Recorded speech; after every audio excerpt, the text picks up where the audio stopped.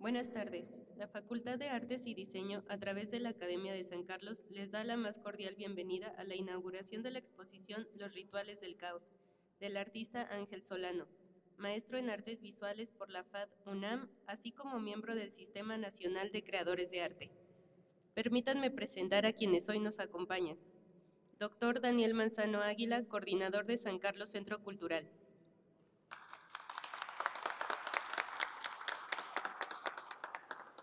Maestra Laura Michelle Sandoval Martínez, coordinadora de la Academia de San Carlos.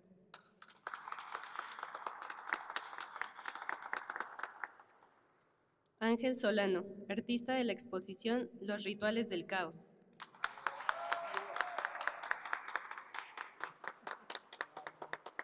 Maestra Ana Lisset Mata Delgado, autora del texto de sala de la exposición virtual Los Rituales del Caos.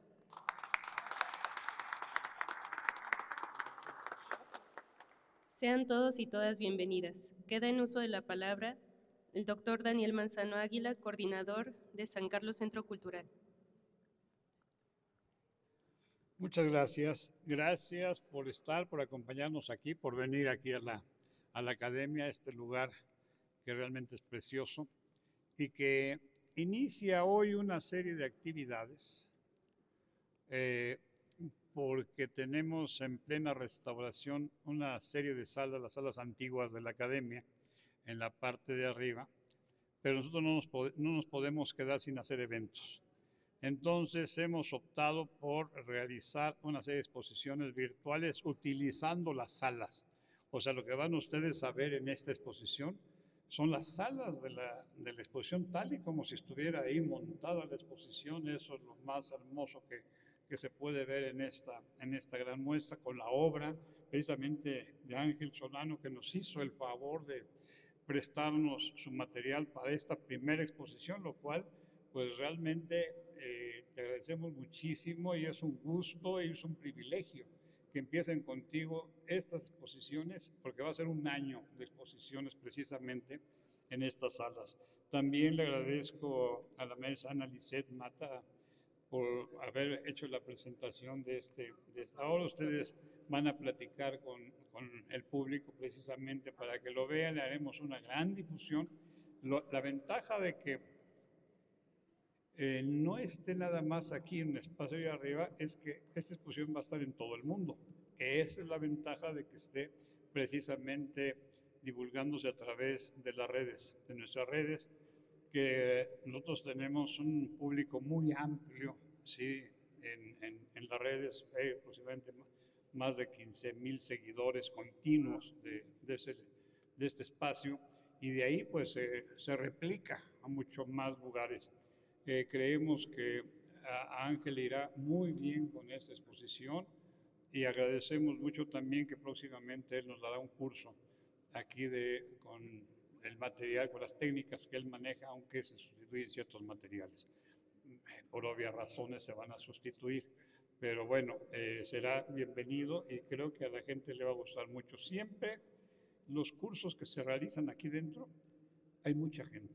O sea, viene mucha gente, apenas salen los cursos para hacerse, para promoverse, y en 1 hora, 2 horas ya está lleno. Así es que tendrás un público de inmediato muy rápido. También habría que agradecer a quienes nos hicieron, a quien ha hecho todo esto, todo este trabajo, que precisamente Luis Portugués, el maestro Luis Portugués, quien junto con los alumnos de servicio social que nos apoyan, diversos alumnos de servicio social que amablemente nos apoyan, han logrado precisamente establecer y realizar estas galerías virtuales.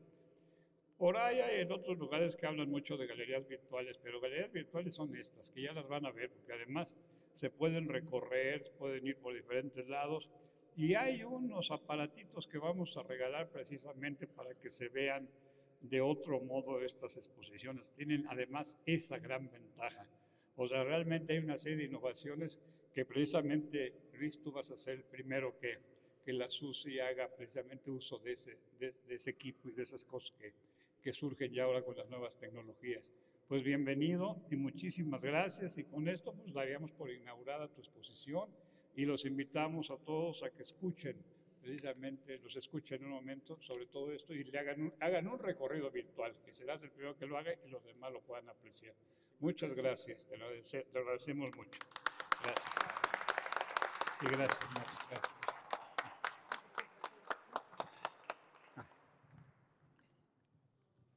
A continuación escucharemos al maestro Ángel Solano y a la maestra Ana Lisset Mata Delgado. Gracias a mis amigos, a mi familia, a mis colegas artistas que me acompañan, a todos los encargados de la Academia de San Carlos, el Centro Cultural, a la maestra Ana Lisset, que me honra nuevamente con estar conmigo aquí. Es un privilegio poder compartirles esta parte, que es una investigación justo que desarrollé como estudiante de la maestría en artes de la UNAM. Por aquí estuve también en algunos talleres de pintura con el maestro Javier Ansúrez. Para mí es cerrar un ciclo, poderlo compartir con ustedes en este recinto. Y bueno, pues se llama Pirocromías, creación de pigmentos a partir del uso de materiales pirotécnicos y la aplicación en pintura de caballete. Les tengo que contar que es un proyecto que fue apoyado por el sistema de apoyos a la creación y proyectos culturales a través del Sistema Nacional de Creadores de Arte del 2018 al 2021 y que se desarrolló en los talleres de la doctora Carmen López, quien da una materia en el posgrado con el uso de resinas para la pintura de caballete.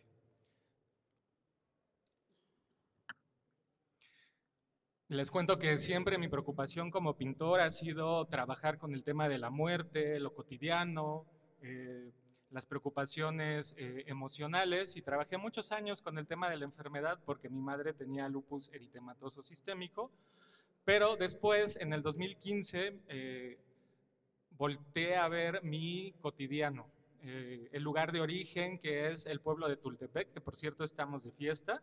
Estamos en la Feria Nacional de la Pirotecnia, los invitamos también para que nos visiten el 8 de marzo al recorrido de toros pirotécnicos, que son verdaderamente un agasajo, ¿no? A partir del 2015 realicé una investigación sobre los accidentes pirotécnicos en mi pueblo natal,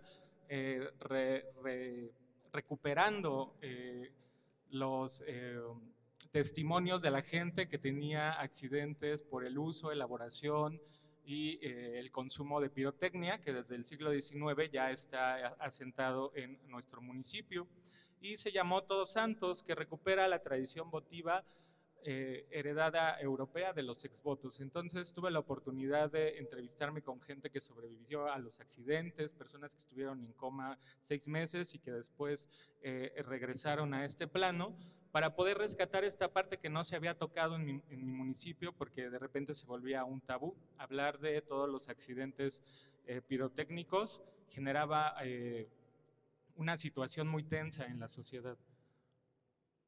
Entonces, en la pantalla pueden ver, por ejemplo, un testimonio y la pintura que se genera a través de esta investigación. Los exvotos se vuelven documentos históricos, visuales e identitarios de una comunidad. Entonces, fue el primer acercamiento para poder trabajar con el tema que hoy la exposición pues nos acerca. Tenemos estas imágenes donde todo pasa en el mismo tiempo. Está la petición de quien está sufriendo una enfermedad o un accidente, la imagen a quien se le rinde este exvoto, que puede ser un santo o una imagen sobrenatural, y el testimonio, que es la cartela donde se narra el agradecimiento por el accidente. Entonces, todas estas partes son elementos de la identidad del municipio, los polvorines, las imágenes religiosas que se veneran desde esta parte de la comunidad. Y posteriormente, en mi paso por el posgrado, generé una investigación que se llama Tultepec, capital de la pirotecnia, que pueden consultar en el repositorio de la UNAM y también en la biblioteca aquí en San Carlos, donde ya hice un análisis más profundo acerca de por qué me importaba hablar de mi municipio, qué es lo que encontraba de alimento para hacer el arte y para seguir pintando esta preocupación como habitante de un municipio en el Estado de México. Y descubrí que es este vínculo que Octavio Paz habla mucho en El laberinto de la soledad, donde en Tultepec se manifiesta cotidianamente, que es el vínculo de la fiesta con la muerte. Entonces ustedes pueden consultar esta investigación si quieren saber más acerca del municipio de Tultepec. Con la doctora Carmen López tuve la oportunidad de generar una investigación en procesos extrapictóricos. Yo un día le comenté a la doctora, porque quería trabajar con su investigación acerca de la resina Copali y cómo se había incorporado a los procesos de la pintura, y le dije, pues yo creo que podríamos pintar con los materiales de los artesanos de mi pueblo, ¿no? Y como el doctor Manzano lo mencionó ahorita, sí, pero nos da miedo que explotemos, ¿no? Esa fue la primera reacción de la doctora, y generamos muchísimos procesos sobre las pólvoras, una investigación con los artesanos pirotécnicos para poder usar los materiales específicos, ¿no? Entonces era integrar, clasificar y conectar los procesos de algunos artistas en México que ya habían generado pintura con nuevos materiales. Tenemos muchísimos referentes, les voy a compartir 3 que son muy importantes para el proceso de la pintura y para este proyecto.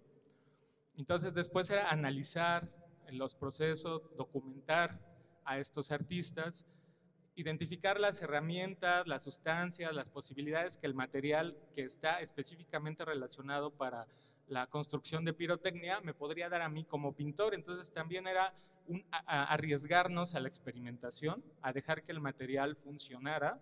Por eso la importancia de la maestra Lisette, ya cuando les platique, porque hay cosas que han desaparecido, ¿no? Otras que permanecen con una fuerza matérica muy interesante y con una vibración de color. Dentro de esta investigación de los referentes de la pintura en México, evidentemente está el doctor Atl, que él generó sus pigmentos llamados como color AdColors, que tienen que ver con la resina, también copal. Entonces me conectaba directamente con este proceso, ¿no? El copal nos permite la permanencia de los colores, una brillantez muy interesante y una resistencia también a los procesos de la luz. Tenemos algunos ejemplos del trabajo pictórico del maestro, por ejemplo, la vista del Popocatépetl. Sabemos que él se interesaba mucho por los procesos de la vulcanología también. En sus hallazgos pictóricos trataba de evocar esta parte, ¿no? Entonces el color le permitía generar esta sensación atmosférica a partir de la fricción sobre el soporte, dejar estas rayitas pequeñas que sus colores le permitían con la aglutinación de la resina copal. Tenemos este otro ejemplo de la vista aérea del Popocatépetl, que es, los colores son sumamente brillantes y luminosos, y es muy interesante esta parte. Entonces era importante para mí estudiar a estos antecesores que ya habían trabajado con esto. Y David Alfaro Siqueiros, que también muchos saben que utilizó materiales no propiamente de la pintura tradicional, por ejemplo, los materiales derivados de la pintura de automóvil, que es muy interesante todo lo que se logra con esta materialidad, en los soportes, está como una fuerza que le otorga a su pintura un peso estructural a las formas que Siqueiros genera, con la pintura alquidálica, la piroxilina. Tenemos este ejemplo que es el Pedregal con figuras. Si ustedes se dan cuenta, hay una extrañeza en el material que lo vuelve muy interesante. Y esas cosas, como ese tipo de accidentes de los recursos plásticos derivados de materiales que no son propios de la pintura, me interesaba mucho, porque te habla de una sensibilidad distinta a partir de la exploración. Este que seguramente ustedes conocen, que es muy famoso, ¿no? El autorretrato de Siqueiros. Podemos ver las cargas matéricas y las formas que se generan a partir de la sobreposición de las capas pictóricas de un material que tiende como a moverse, ¿no? Yo siento como esos códigos de los materiales que te van hablando, y tú como pintor tienes la obligación de ser una herramienta para poder expresar a partir de eso. Pero no se quedó ahí la investigación. Mi preocupación era saber, bueno, ¿y la pirotecnia se ha utilizado en el arte, en la pintura? Claro, tenemos ejemplos muy importantes. La maestra Adela Goldberg, que también miembro del Sistema Nacional de Creadores, quien justamente el día de mañana en la Feria de Tultepec, en la Feria de la Pirotecnia, nos presenta un libro acerca de su investigación y el trabajo que hizo con los artesanos pirotécnicos. La maestra trabaja con la idea de la violencia a partir de esta sensación de explotar, ¿no?, las cosas. Entonces tenemos esta pieza que se llama Helicópterazo. Ustedes recordarán que en algún momento un funcionario del gobierno de México tuvo un accidente en un helicóptero muy cerca de las lomas de Chapultepec. Entonces la maestra con los artesanos de Tultepec recrea este escenario a partir del uso de la cartonería y la pirotecnia para que en un espacio museístico eleve un helicóptero y por la misma pirotecnia explote. Y esta es parte de la obra. Y algo muy cercano a la parte de la investigación de pirocromías es esta parte que hizo con los artesanos también de mi municipio, donde se genera una estructura para construir un elemento visual a partir de la azarosidad de la pirotecnia, con estos colores derivados también del uso de los materiales pirotécnicos. Y tuvo una exposición que pueden consultar seguramente en algunas notas, que se llamó Puesta en Escena. Otro artista que también estuvo visitándonos en México en una exposición,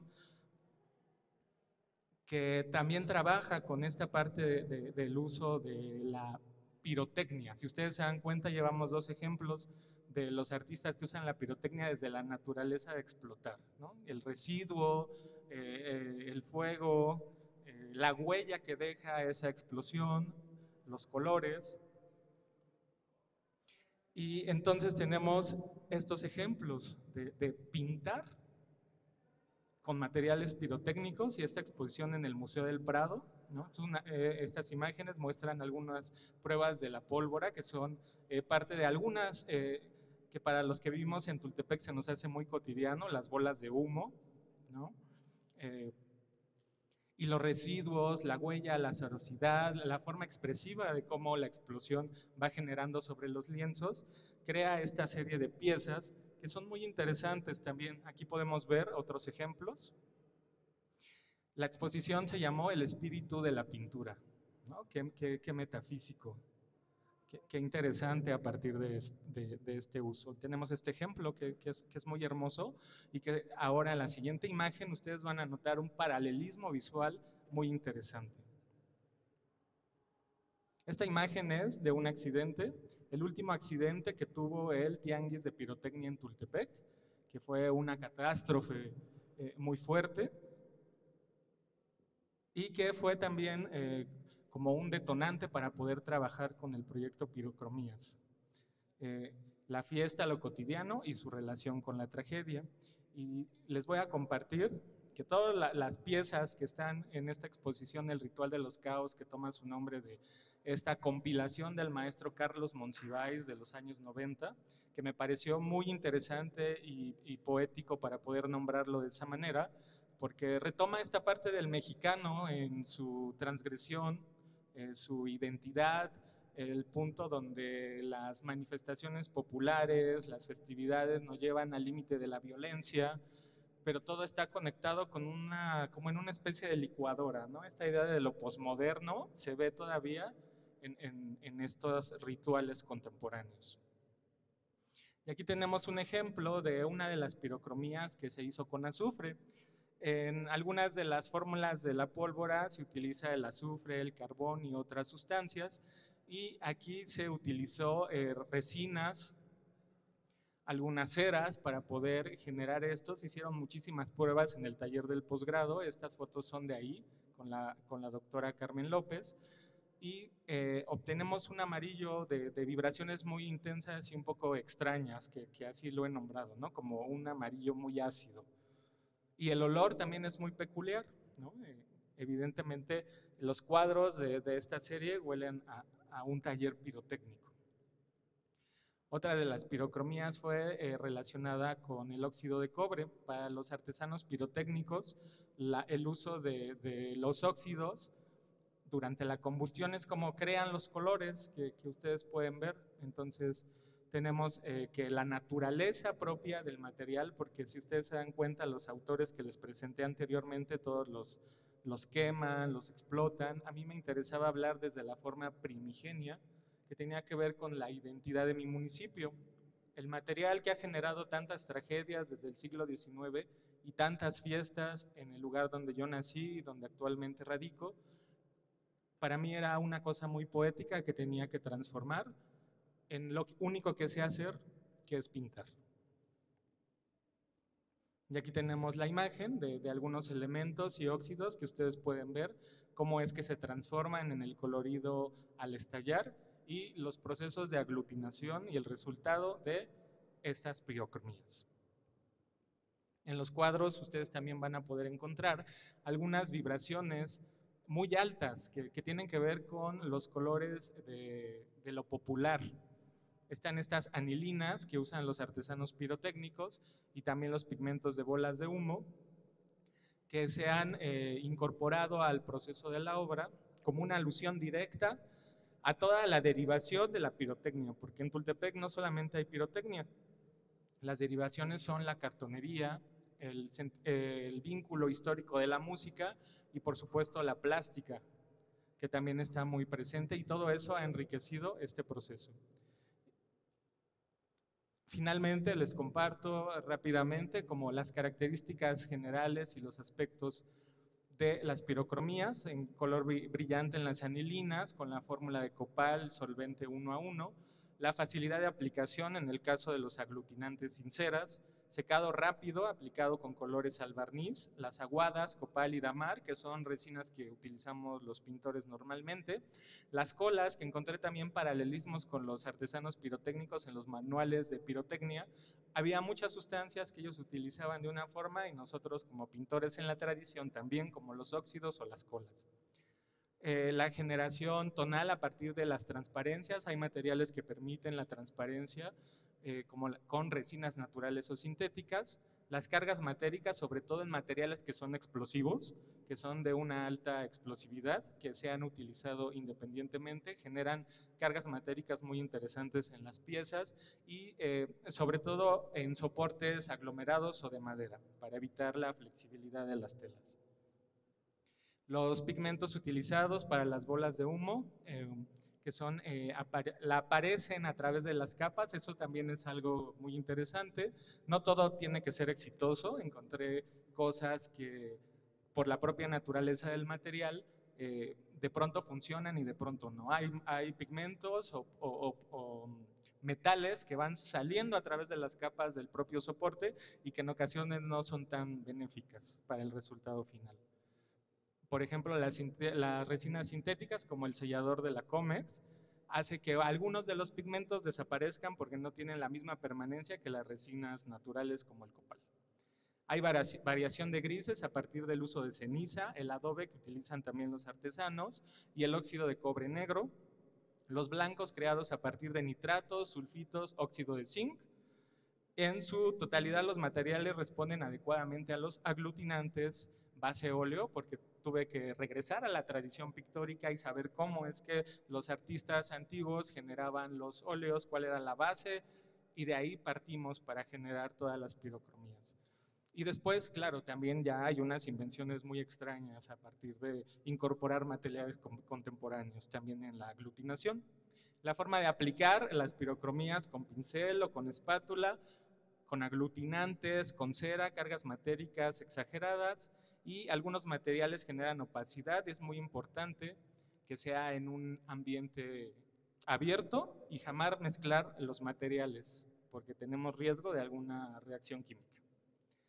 Y por mi parte eso es todo para presentar esto. Muchas gracias.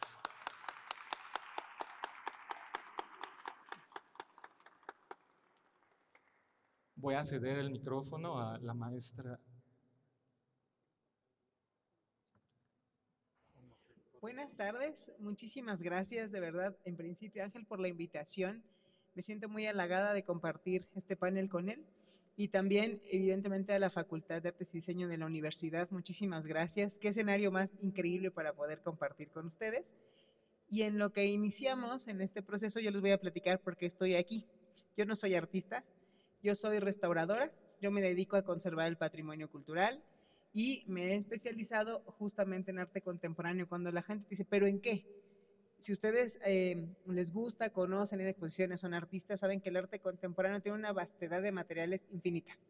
Y a veces es tan conceptual que es, ahí está la obra y es, ¿pero qué es la obra? Es la idea, el concepto. Y yo quiero contar algo un poco anecdótico de cómo conocí a Ángel y cómo empezamos a colaborar. Yo me dedico, yo soy docente y además también pues trabajo con diferentes artistas o espacios expositivos para conservar su obra. Y a Ángel lo conocí, tuve el gusto de conocerlo gracias al artista y también colega docente Carolina Magis en una charla que tuvimos en La Esmeralda para compartir la experiencia tanto de la parte creativa desde la parte artística junto con la parte de conservación. No qué pasa una vez que la obra es creada en los talleres, que los artistas la terminan, qué pasa con esas piezas. Y a partir de ahí, cuando yo conocí la obra de Ángel, a mí literalmente me explotó la cabeza pensando en qué íbamos a hacer con esas obras en un futuro. Toda la experimentación, gracias, que él les está contando acá es muy interesante, porque a veces pensamos, no sé, evidentemente que hay colegas artistas quizá conservadores, pero también hay gente que no se dedica a nada del arte y que va uno como espectador a un museo. Y uno se pone frente a una obra y hay obras que comprendemos, obras que no, pero que nos hacen sentir algo. O sea, limpios nunca salimos de un museo, ¿no? A lo mejor hasta enojados o enojadas, pero siempre nos genera algo. Entonces, justamente algo que siempre tenemos en nuestra mente es que vamos a ver un objeto, vamos a admirar algo, vamos a contemplar alguna parte, pero aquí lo que nos mostraba Ángel me parece muy interesante, porque él nos habla de un proceso creativo, o sea, se desnuda con nosotros y nos dice, a ver, yo experimenté con esto. Y esos secretos detrás de cámaras rara vez sabemos qué pasó, ¿no? El que nos platique que se hizo una mezcla 1 a 1, que encontró que un pigmento funciona o que no, es muy, muy interesante en términos materiales. Y la experimentación material radica fundamentalmente no solamente para crear una obra, sino también para conservarla a futuro. Entonces yo me permití hacer algunas diapositivas para vincular lo que vamos a ver en las galerías virtuales y lo que estuvo en exposición hace un tiempo en el Museo Nacional de la Pirotecnia, que a mí me parecía fantástico que la obra de Ángel estuviera también expuesta en físico y ver los colores y ver hasta el peso de los objetos, era algo totalmente distinto. ¿Me ayudas? Gracias. Ahora bien, me voy a regresar unos siglos atrás. Cuando hablamos de pintura, incluso hay autores que dicen, bueno, el arte ha muerto, la pintura ya no es un negocio, el ser pintor ya no es ser artista, ya es otra cosa, ¿no? Hasta inclusive, digo, ustedes, yo estoy en el lugar en que ustedes me podrán corregir y decirme, no, estás equivocada, pero la pintura me parece que sigue existiendo y va a existir, es como los libros. O sea, la pintura es ese tipo de patrimonio, tipo de obra, de producción artística que es fundamental y que nos ayuda a comprender mucho que estamos viendo en los museos. Y yo me regresé unos siglos porque ustedes seguramente cuando piensan en una pintura de caballetes, es el término más formal que nosotros usamos los restauradores, la pintura de caballete, ¿sobre qué? ¿Sobre algodón? ¿Sobre tabla? ¿Sobre lino? ¿Qué estamos viendo? Y en este caso yo les ponía algunos ejemplos porque este tipo de obras es relativamente sencillo comprender. No importa si uno a qué religión profese, no importa si le gusta ir a museos, ustedes ven esto y dicen, claro, es la adoración de los reyes, es la Virgen, es un cuadro, vemos las paletas y ahora con las redes sociales es muy interesante porque ya incluso ustedes pueden ver cómo eran los estudios, no sé, de Monet, de Manet, de Van Gogh, cómo eran sus paletas, qué pintaban y se vuelve una cuestión hasta fetichista, ¿no? Ver los pinceles, si ustedes van a algún museo no yendo lejos, van a la casa de Diego Rivera y ven su frasco lleno de pinceles y todos ya desgastados, pero eso es lo que le da el valor, ¿no? Porque fueron usados. No es lo mismo ver un pincel nuevo, no tiene mucho sentido. Entonces, cuando pensamos en pintura de caballete, quizá en nuestro imaginario viene esto, o viene alguna obra que han visto en el Munal, o inclusive en sus propias casas. ¿Qué pintura tienen colgada? Seguro, todos tenemos alguna pintura en nuestras casas. Ya sea que la haya hecho alguien de nuestra familia, la hayamos comprado, sea un cromo, lo que sea, pero algo nos refiere a una pintura. Esto es lo que tenemos en nuestro imaginario. La siguiente, por favor. Ahora bien, yo les traje esta otra parte, que es una parte que puede ser muy técnica, pero puede ser muy fascinante, porque los restauradores nos dedicamos justo a comprender la entraña del objeto. Para que nosotros podamos hacer una intervención o una restauración de un objeto, no es solamente saber con qué solvente vamos a limpiar una suciedad, qué fue lo que le pasó, es como un médico. ¿Qué tiene nuestro paciente? ¿Qué le duele? ¿De qué está hecho? ¿Cómo está hecho? Y también los restauradores, sin ser periodistas, hacemos entrevistas con los artistas para entender su proceso creativo, no para replicarlo, no para copiarle sus ideas, ni mucho menos porque no va por ahí.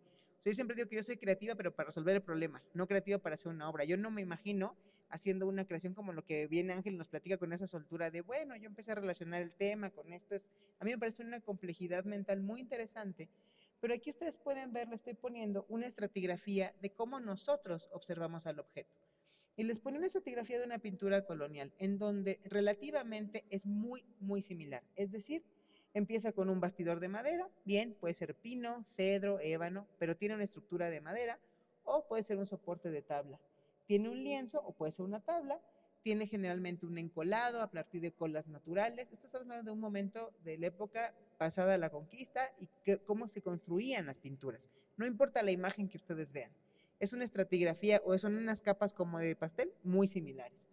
Vemos una base de preparación, una imprimatura, que generalmente le ponían algún almagre, algún color, algún bol color rojo para saturar los colores, usaban óleo y una capa de protección que puede ser un barniz. Hasta ahí vamos bien, ok, es relativamente comprensible. Seguramente ustedes han visto estos cuadros y uno dice, bueno, si tengo que intervenir una pieza de este tipo, es relativamente sencillo. No estoy diciendo con esto que sea fácil y que todo lo podamos hacer, pero entendemos cómo está hecho. Y por tanto, esa foto que ustedes ven allá es una foto de una muestra estratigráfica que los restauradores en colaboración con los químicos hacemos, literalmente podemos tomar 1 milímetro de pintura, no más que eso, es una muestra chiquititita, si es que necesitamos entender cómo están las capas de una pintura. Y eso es lo que nosotros vemos el lateral de una pintura y ustedes dirán, ay, pues qué aburrido, no es la pintura. No, pero nosotros podemos comprender cómo está hecha. O sea, hasta ahí todo está controlado, ¿no? Hasta ahí vamos bien. La siguiente, por favor.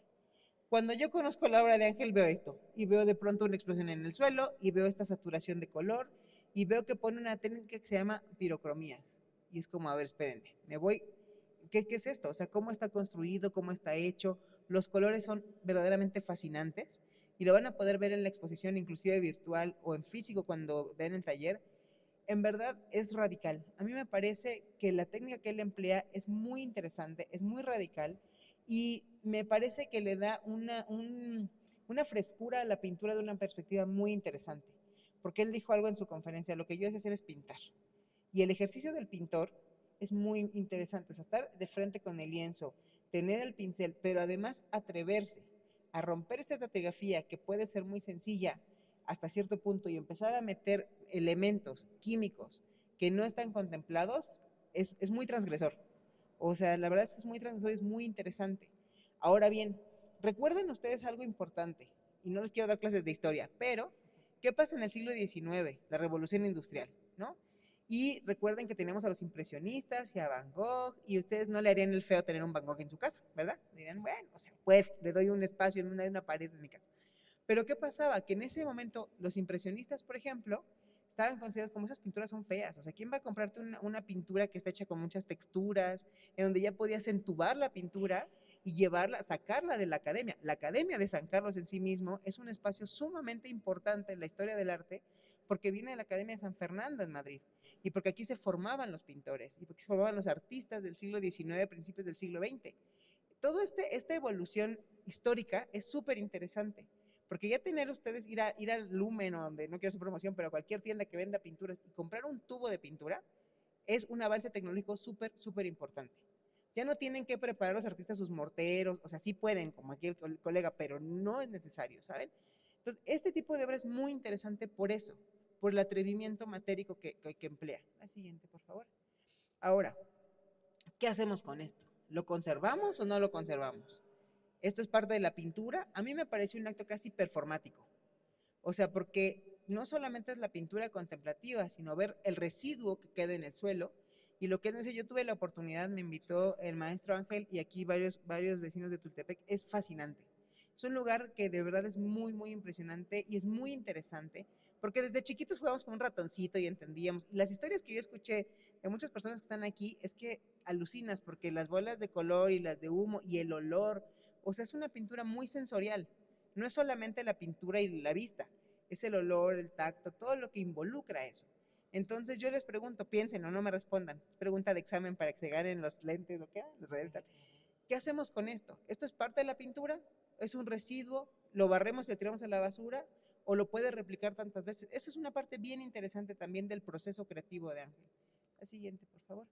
Ahora, Hay una parte en donde él hace referencia a la fiesta y a la muerte, y eso está muy cercano también a nosotros, no importa si no somos de Tultepec. Yo supongo que la mayoría les gusta el Día de Muertos, ¿no? Tenemos a la muerte muy de cotidiano con nosotros, la festividad, el color, y también yo hacía una reflexión quizá un poco atrevida con el neomexicanismo que venía de los años 80, ¿no? Cuando veíamos cómo esta réplica o traer al futuro o actualizar qué es ser mexicano. O sea, cuando la gente, le han explicado a ustedes a un extranjero el Día de Muertos, no es tan fácil como parece, es como sí, pero la muerte, pero le hacemos una fiesta, pero el color, pero justamente la pirocromía me parece a mí una síntesis de este tema de la fiesta y la tragedia y que a veces lo vemos no con una burla irrespetuosa, no, sino como un entendimiento de todos vamos de alguna manera para allá, la forma es lo que cambia la perspectiva. Y eso también en términos temáticos es muy interesante y también esa parte conceptual es la que tendríamos que conservar en este tipo de obras. La siguiente, por favor. Ahora, la experimentación material. Seguramente ustedes, los que son artistas aquí, han experimentado y han hecho cosas que saben que no van a funcionar o simplemente por la anécdota. Ya sé que voy a mezclar óleo con tierra y no va a jalar, no va a funcionar. A mí me pasa mucho que los artistas me piden asesoría, insisto, yo no soy artista y asesoro con todo el respeto, decir, mira, si tú quieres mezclar A con B, no va a funcionar, o sea, no va a ser lo que tú piensas, pero hazlo, vemos el resultado y a lo mejor funciona, o tienes una conciencia de que esa parte a lo mejor no va a funcionar, o a lo mejor y sí, si modulamos las cantidades, vemos cómo mezclamos, o sea, todo se vale, siempre y cuando también ustedes sean lo que quieren dejar al futuro. La siguiente, por favor. Porque va a haber algunas otras cosas que quizá no trasciendan, y en este caso hay una parte que me parece importante y por eso lo marqué en amarillo. ¿Cómo están titulando o cómo están describiendo sus propias obras? ¿No lo han pensado?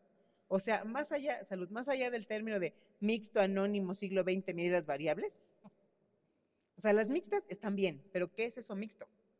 Puede ser sangre, sudor, lágrimas, piedras, tierra, cenizas del volcán. ¿Qué es? Y por eso los digo de verdad, hasta como una súplica de si van a poner mixtas en sus piezas o si van a definir un término aquí, pirocromías, es trascendental. O sea, ¿cómo le van a llamar ustedes a lo que están haciendo? ¿Por qué? Por varias cosas. Número uno, porque hasta por un tema de seguridad, si ustedes prestan esa obra, la mandan a una exposición, la venden, la regalan, la mandan a otro lugar, ¿cómo pones una ficha? Punto número uno. Punto número dos, ¿qué es eso? ¿Es tóxico? ¿No es tóxico? ¿Lleva plomo? ¿No lleva? ¿Se te intoxica el curador, el comisario y no saben qué es lo que tenía?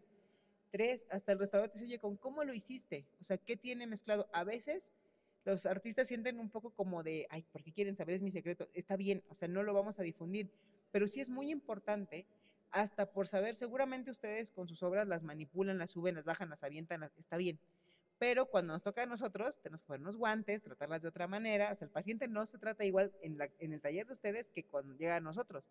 Entonces, saber cómo se define es muy importante y todos este tipo de narrativas que ustedes hacen sobre su trabajo son bien importantes, porque eso es la voz de los creadores la que va a marcar la pauta de cómo vamos a entender, a comprender o a decir, no sé lo que me está hablando, de los artistas. De verdad, o sea, no es menor, no es que les quiera meter presión, pero es muy importante. Piénsense cómo se quieren a futuro.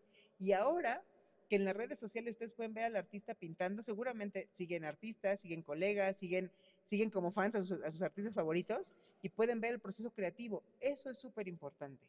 La siguiente, por favor.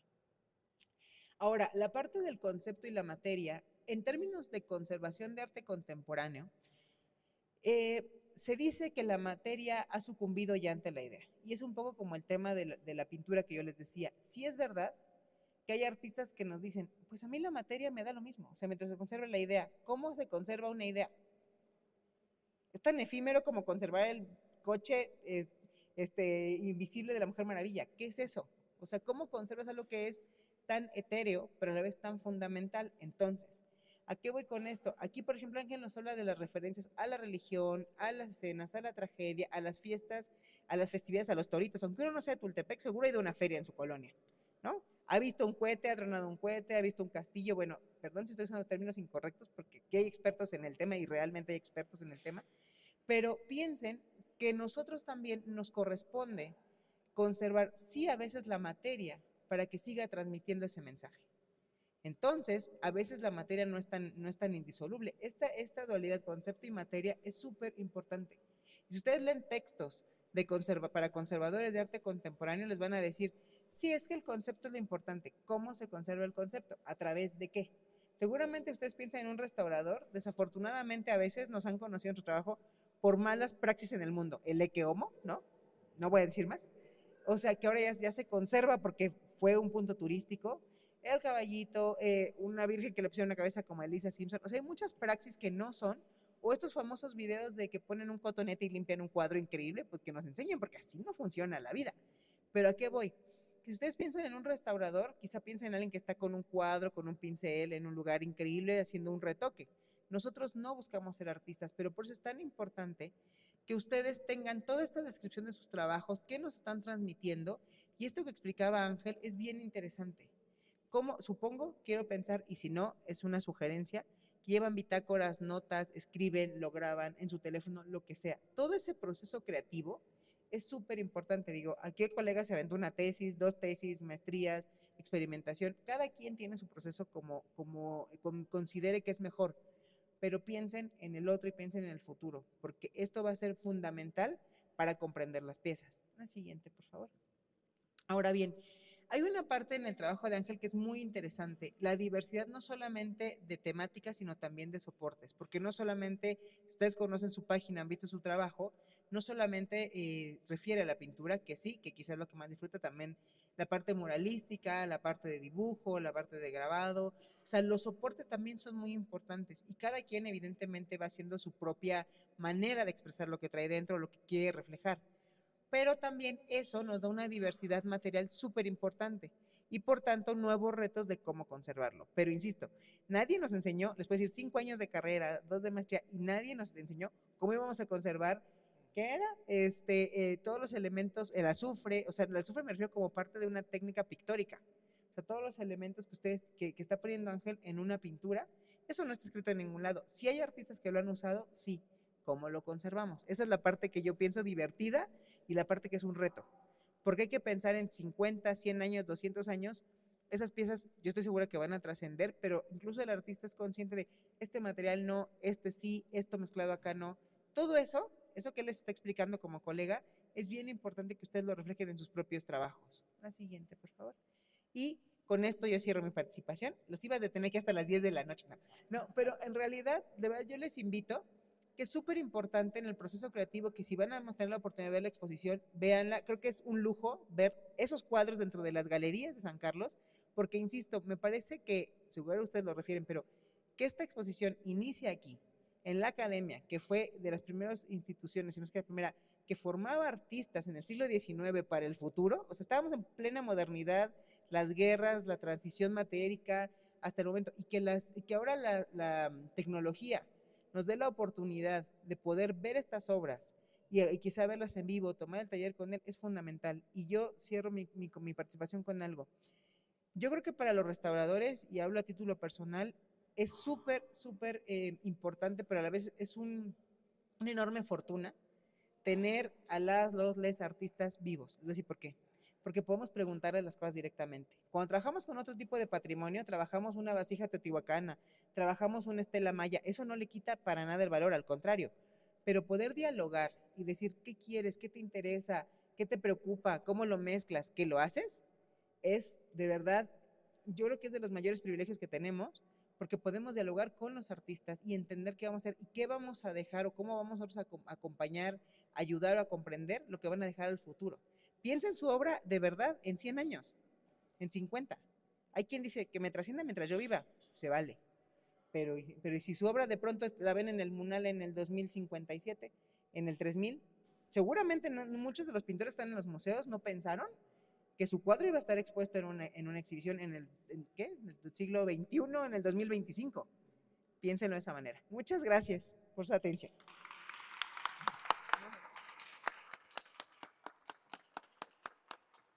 Hola, ¿qué tal? Buenas tardes. Muchas gracias por visitarnos, por acompañarnos aquí con Ángel. Me gustaría que Ángel nos dé un recorrido por su galería virtual. Entonces voy a abrirla aquí. Y también vamos a regalar 10 visores de realidad virtual para que puedan verlo con realidad virtual la exposición desde sus dispositivos móviles. mi compañero Iker, si alguien está interesado en tener la experiencia virtual, pueden acercarse a él y él les va a prestar el dispositivo para que la vean en 360 grados. Y también aquí Ángel, mientras, nos vaya platicando sobre su exposición.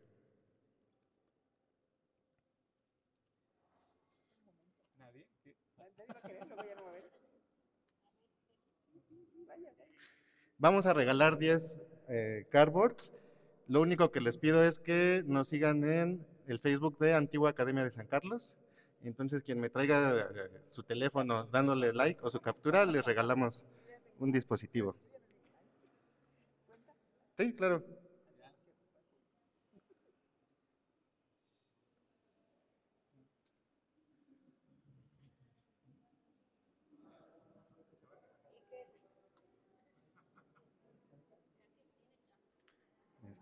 ¿Todo tuyo? Los dejo con Ángel. Yo preparé a mi gente para que ganara, pero no los veo animados, ¿verdad? Bueno, aquí tenemos el texto maravilloso que me hizo el honor de realizar la maestra Ana, que es la apertura, lo que nos recibe a la galería, que también es un honor poder presentar, ahora que lo dijo maestra, como esta conexión mística con los pintores que experimentaban en aquellos años, y ahora el honor de poder estar aquí compartiendo desde la experimentación, ¿no?, de lo cotidiano. Pues me gustaría que la maestra nos comparta de qué trata el texto. Pues muchas gracias. Justamente cuando Ángel me invita a desarrollar el texto curatorial, sí fue una gran responsabilidad, porque cómo uno hace una traducción del trabajo de un artista, ¿no?, en la amplitud de la palabra, y poder desarrollar, la verdad es que me interesé muchísimo, no solamente por ese primer choque visual que les enseñé, esa foto que yo vi en las galerías de la Universidad de la Esmeralda, sino también empezar a comprender más en su página, hablar con él al respecto de qué estaba pasando. Y el texto justamente hace alusión, digo, tendrán la oportunidad de leerlo, pero yo traté de abordar ahí y dialogar sobre el tema de la experimentación material y cómo esa experimentación trasciende y rompe más allá del tema bidimensional. O sea, no solamente la pintura, sino lo que vemos, observamos, seguramente nos podemos sentir vinculados o no, pero además cómo los materiales juegan ahí un papel fundamental. O sea, tienen un protagonismo propio, pero a la vez tienen un protagonismo de equipo en conjunto para poder reflejar esas piezas, y de verdad se los sugiero y se los recomiendo. Además de ver las exposiciones también en las galerías, interésense un poco más en la parte de química, que siempre nos asustaba la parte química y que la veíamos como la tabla periódica y nos asustaba un poco de no, examen, gracias, pero justamente cómo esos materiales forman parte de los juegos pirotécnicos y de todo este tema de los juegos artificiales, y que tienen nombres particulares, pero entender por qué tienen que usarse en ciertas proporciones, cómo cambian los colores y cómo eso impacta en el producto final, que es la pintura, y que uno lo ve como tan simple bidimensionalmente, todo lo que está jugando ahí dentro, ¿no? Toda la fiesta química que está sucediendo, y a su vez cómo se relaciona actualmente ahorita, por ejemplo, con la experimentación que hacían los primeros pintores, estaban aquí en la academia. Así que de eso trata el texto, y bueno, si gusta leerlo, ahí está también en la página. Gracias, Ángel. Muchas gracias, maestra. A ver.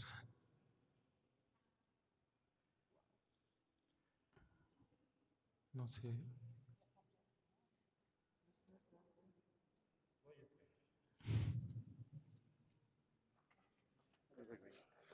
Mejor guíanos. Sí, les ayudo. ¿Ya se ganaron sus lentes de realidad virtual?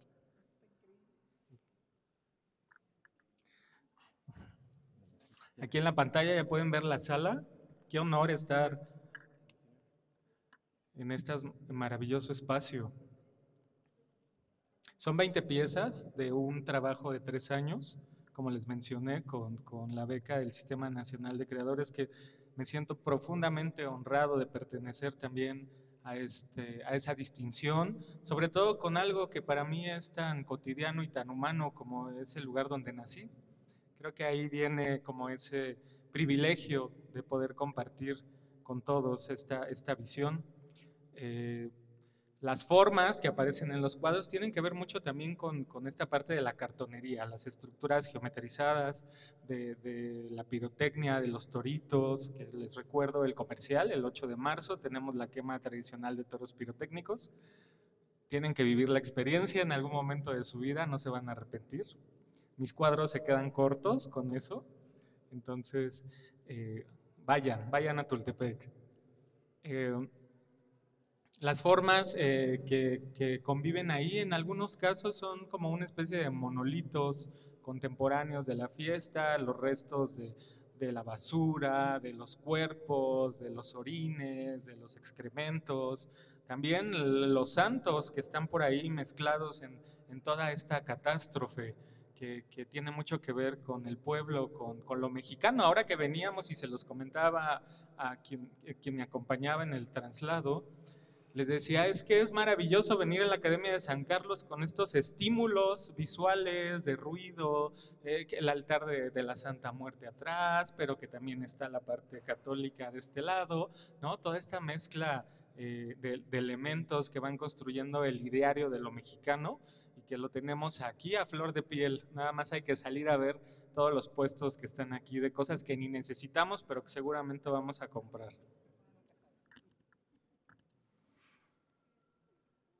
Les cuento que llegó la pandemia mientras yo estaba trabajando con este proyecto. Una de las partes de la exposición se quedó en el metro toda la pandemia.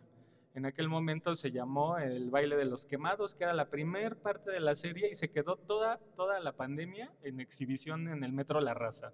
Eso también es muy digno de contar, ¿no?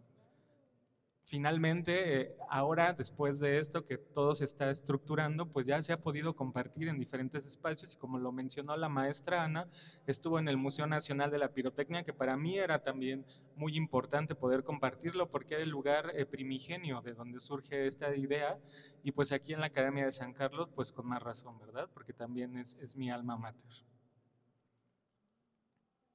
Hay una asociación al expresionismo, a esta idea, claro, del neomexicanismo, ¿no? El uso de los colores que son tan propios de lo popular.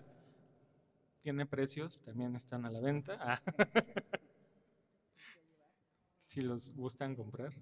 Y pues honrado de poder ser quien aperture este proyecto en la Academia de San Carlos y de poder compartir con todos ustedes que me quieren mucho y a quienes yo quiero mucho, que agradezco que me hayan dado su tiempo de estar aquí, de escucharme, de compartir, de trasladarse de donde se encontraban para poder estar en este momento que podríamos llamar histórico sin colgarme muchas medallitas.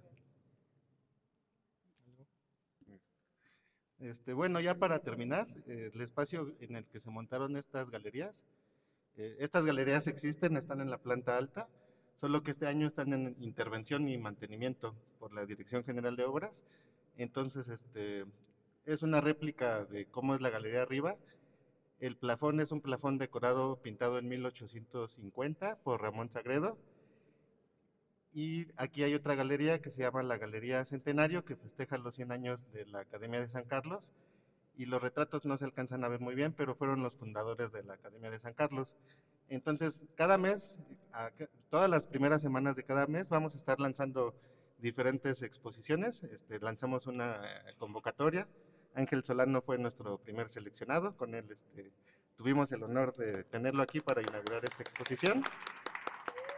Y de nuevo agradezco mucho el visitarnos de tan lejos, el que disfruten el Centro Histórico, la Academia de San Carlos, las actividades que ofrece la universidad. Finalmente nosotros somos parte de la Universidad Nacional Autónoma de México y los invitamos a seguirnos en redes sociales.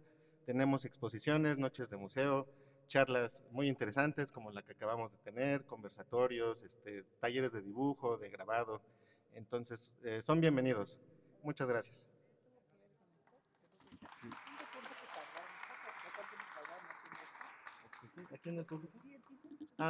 Me preguntan que cuánto tiempo nos tardamos en modelar este espacio, en hacer la exposición. Estas galerías se hicieron en la pandemia. Mientras estuvimos trabajando desde casa con planos y fotografías, hicimos un levantamiento arquitectónico. Habrá tomado, no sé, 2, 3 meses en lo que hacíamos la documentación. el modelado y ya una vez con este trabajo montamos obras. Eso es rápido entre comillas porque requiere ahí conocimientos técnicos de programación, diseño web. Entonces eso tarda, no sé, 2 semanas más o menos, pero es ya por el dominio del tema. O sea, es muchos conocimientos técnicos aquí lo que estamos empleando para hacer representaciones virtuales. Muchas gracias, maestra. También si nos visitan en la página de academiadesancarlos.unam.mx, hay una sección de recorridos 360 y también pueden conocer estas galerías ya de forma real, mediante fotografía y no mediante una recreación 3D. Entonces, si están interesados en conocer más de nuestro patrimonio, visítanos a nuestra página de Facebook o nuestra página academiadesancarlos.unam.mx y ahí podrán disfrutar de todo este tipo de contenidos. Felicidades. Muchas gracias. Bueno, de nuevo muchas gracias, hasta luego.